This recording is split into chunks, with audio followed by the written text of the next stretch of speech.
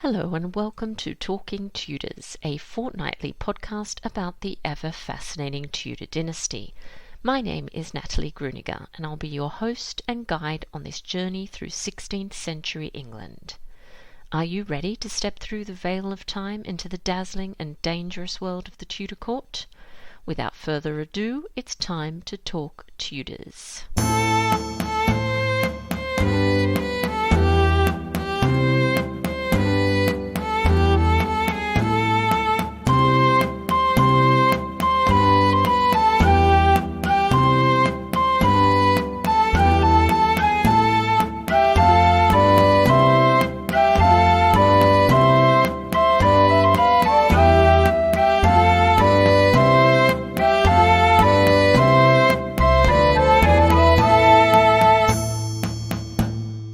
Hello everyone, welcome back to Talking Tudors, episode 66. I'm your host, Natalie Grueninger, and it's great to have your company. Before we dive into this week's episode, I'd like to thank the wonderful patrons who continue to support this podcast and welcome patrons who joined the Talking Tudors family in February. A warm welcome to Jess, Sarah, Tracy, Alyssa, Jenna and Jasmine. If you love Talking Tudors and would like to show your appreciation and support the work I do, just click on the Be My Patron on Podbean badge on the homepage of my website, www.onthetudortrail.com, or click on the Be a Patron button on the Podbean app. Join the Talking Tudors patron family and you'll be automatically entered into our patron-only monthly giveaways. March's prize is a copy of Tudor King in All But Name, The Life of Edward Seymour by Margaret.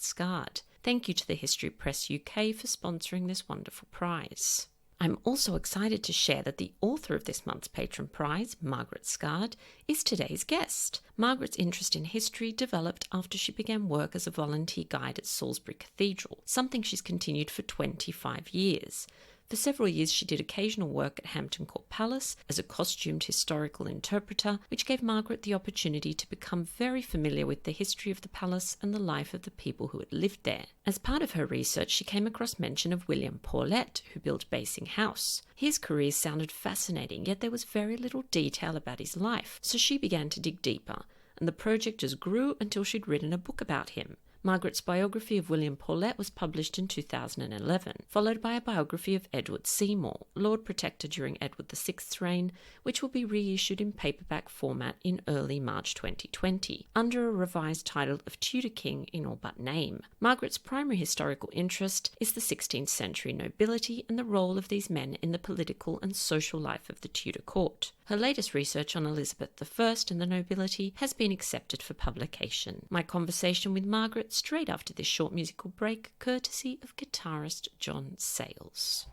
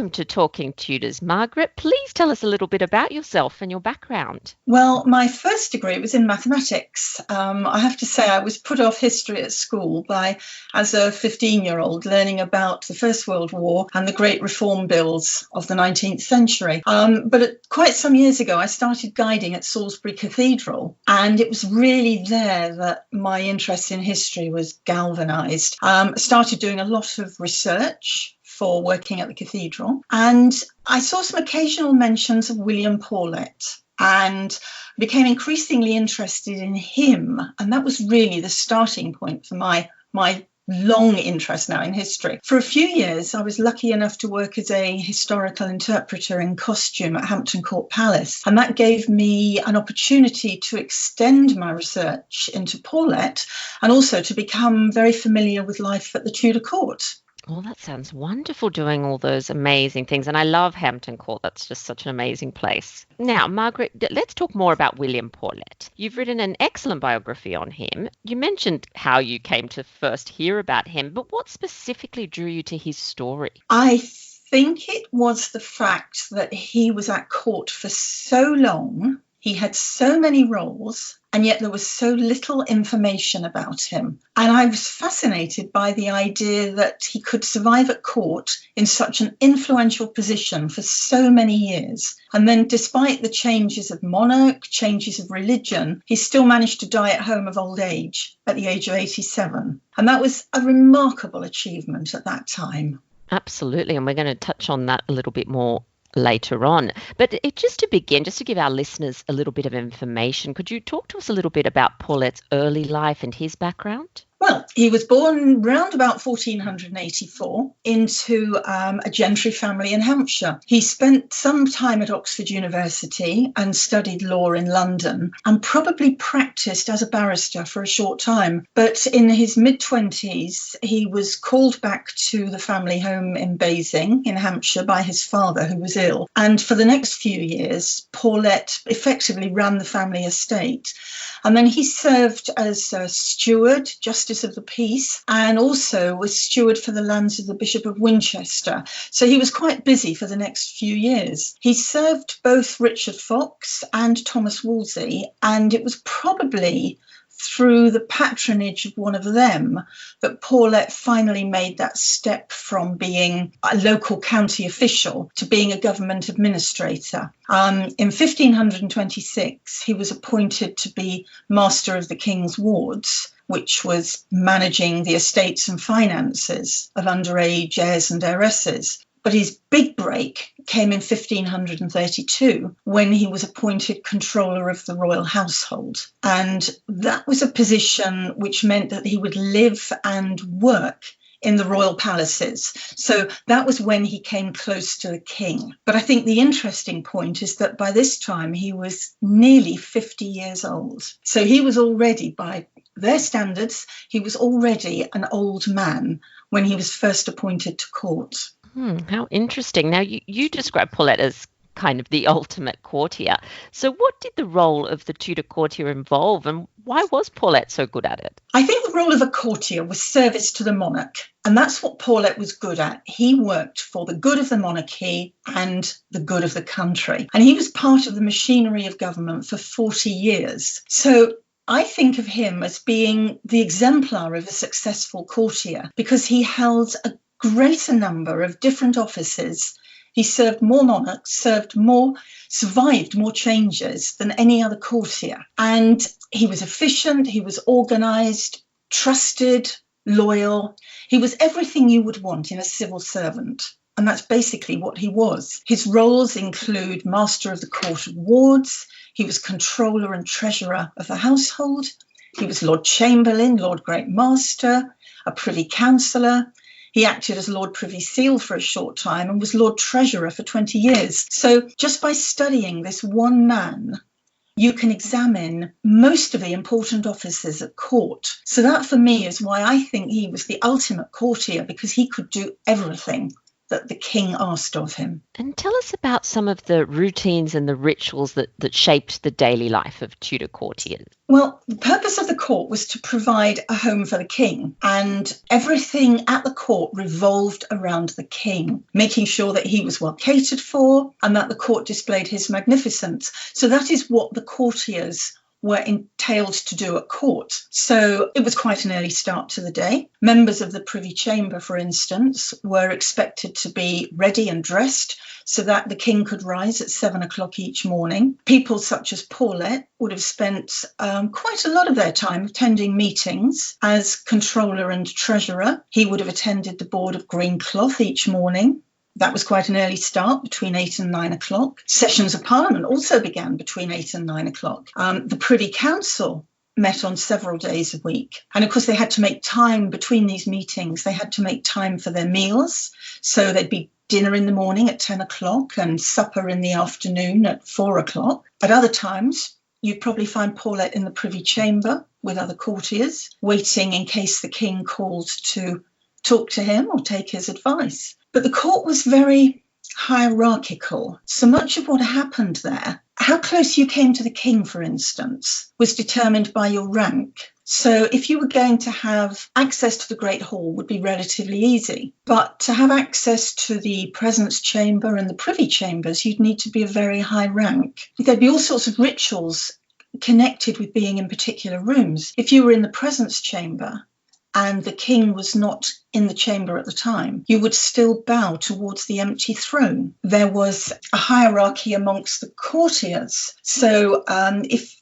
two courtiers would meet at court and they were to acknowledge each other with a bow, the one of lower status would have to bow lower than the one of higher status. So there were all these little personal rituals between the courtiers. There were many rituals connected with eating meals. If you were eating in the presence chamber, the table you ate at would be allocated by your rank again. Upon a table, messes of food were served so that there would be bowls of food for 4 people. A mess would feed 4 people. And there were lots of, we would call them hygiene rules about how you handled the food, how you used your napkin. So there was a lot of the court that was laid down in the ordinances as to how people should behave. Yeah, it's so fascinating. I love hearing about those details because obviously some people, perhaps some movies give people the impression that they weren't concerned with those kinds of, etiquette, food etiquette and things like that. But of course they were. So it's fantastic. I love those details. You obviously mentioned that Paulet served at a number of courts. So he served at the courts of Henry VIII, Edward VI, Mary and Elizabeth. And you've mentioned some of the highlights of his career. Quite an astonishing career, really, spanning 40 years, which is incredible. Are there any kind of other highlights that you want to mention about that long and varied career that he had?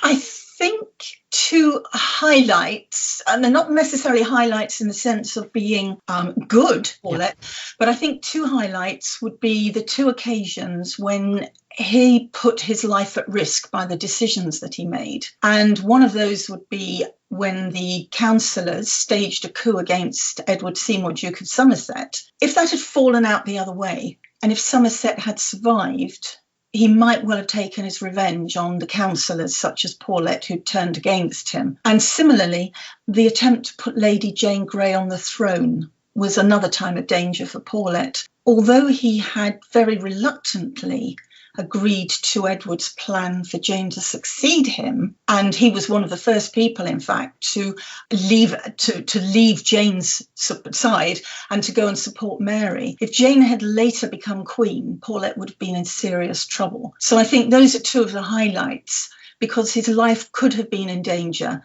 if things had fallen out differently. Now, I imagine that some of our listeners, after hearing about him serving the different monarchs and how long his career spanned, might be wondering how it is that he managed to keep his head in such a tumultuous period of history when so many of the people he worked with, weren't as lucky. And you've talked about some of the qualities that made him a fantastic courtier. Why do you think, though, Margaret, he was able to keep his head in this time? I think it's because he kept the support of the 4 monarchs and he didn't make few enemies. Many of the influential people, the famous people at court, were brought down not by the king or the queen, but they were brought down by their enemies. People such as Wolsey, Cromwell, Somerset, Duke of Northumberland. It was often their enemies who were feeding information to the king, and that's why these men were executed. Paulet described himself as a willow, not an oak.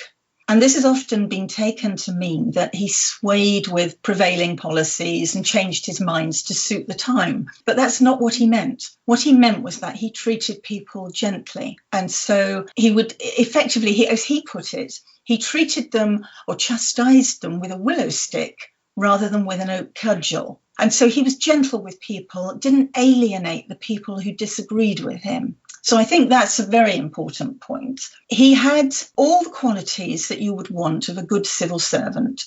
He was honest, loyal, trustworthy. Queen Elizabeth once said that of all the noblemen around her on one occasion, he was the only one who was on her side. And despite knowing that he was probably a Catholic, she kept him as Lord Treasurer. And in fact, there's a lovely little tale that after a very successful royal visit to Basing House, Elizabeth was heard to say that if Paulet had been a young man, she would have taken him to be her husband before any other man in England, which I think is wonderful. But at the time, if my memory serves me correctly, I think Elizabeth was 25 years old and Paulet was 75 years old. Okay. So it's unlikely to happen.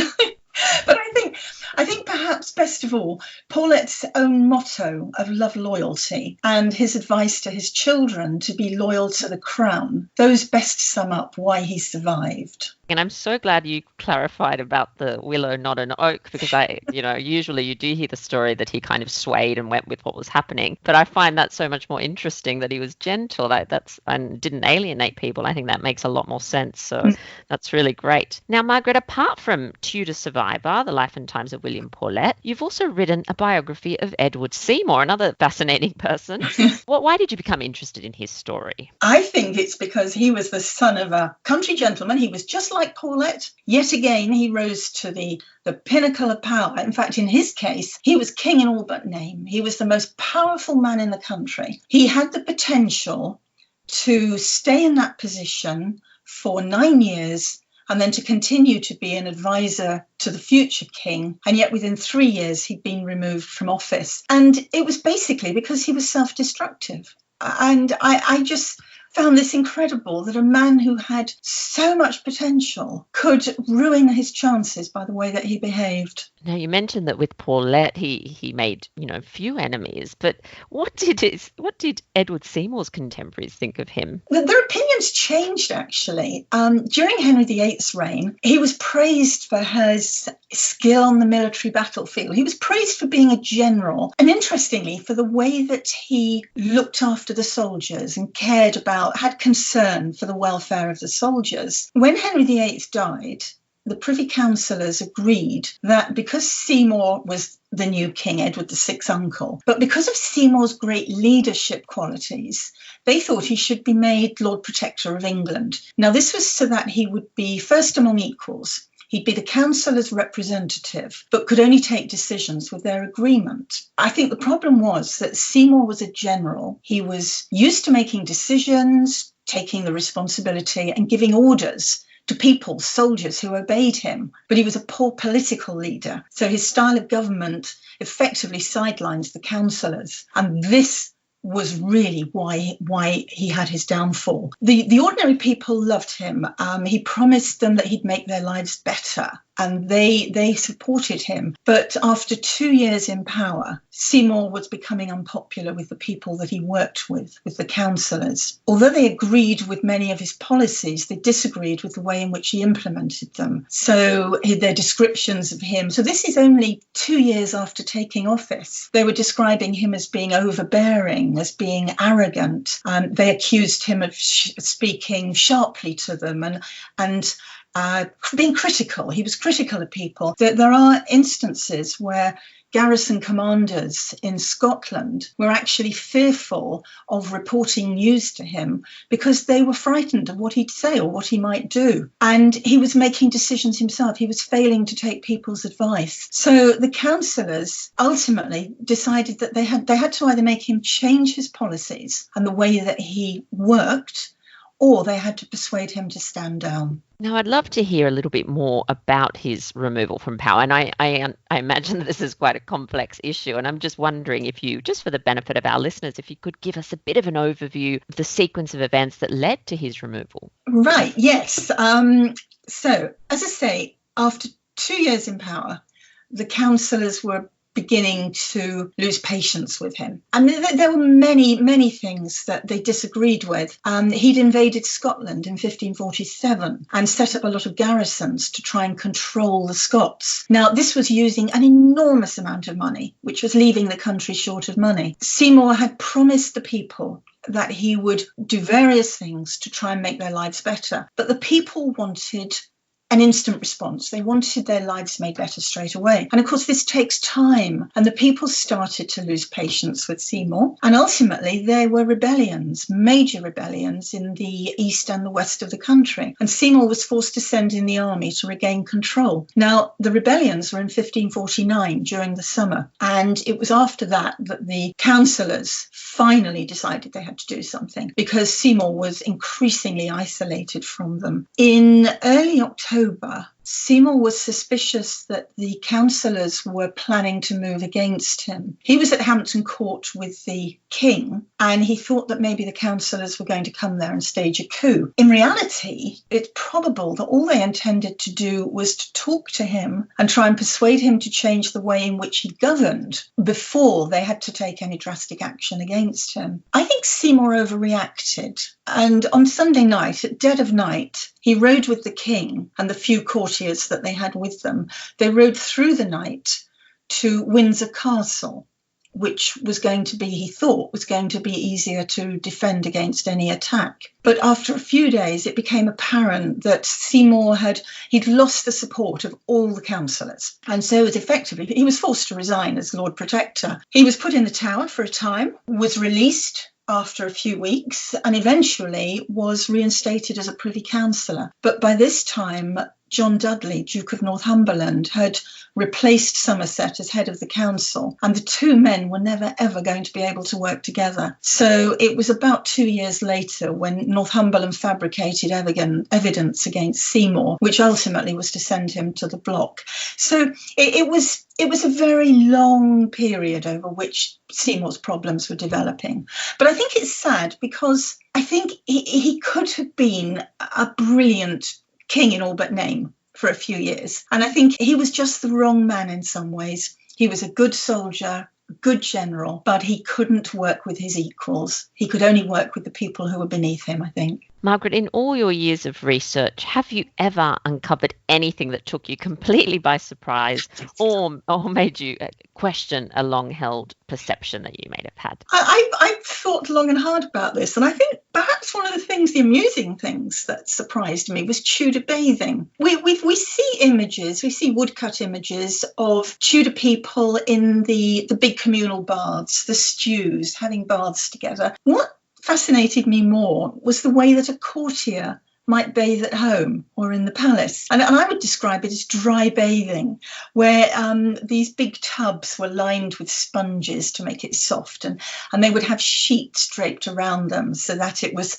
not a rough surface. And then the courtier would sit in the bath, and his servant would have bowls of water, and he would just wash his master with sponges and scented water. And this is so different to what our idea of bathing is like. This is more like a wash, but in a bath. So I think that was one of the things that fascinated me. Yeah, absolutely. I love all those details about the everyday life because I think they are quite surprising a lot of the time and different to what we might imagine. So that's really great. I know there's some exciting things going on. So can you tell us a little bit about what's next for you and what are some of those exciting things just around the corner? Well, I think the first big exciting thing is that my last book, Edward Seymour, Lord Protector, that's being republished, but as a paperback in just a couple of weeks' time at the beginning of March. And that will, in fact, be coming out under the title of Tudor King in All But Name.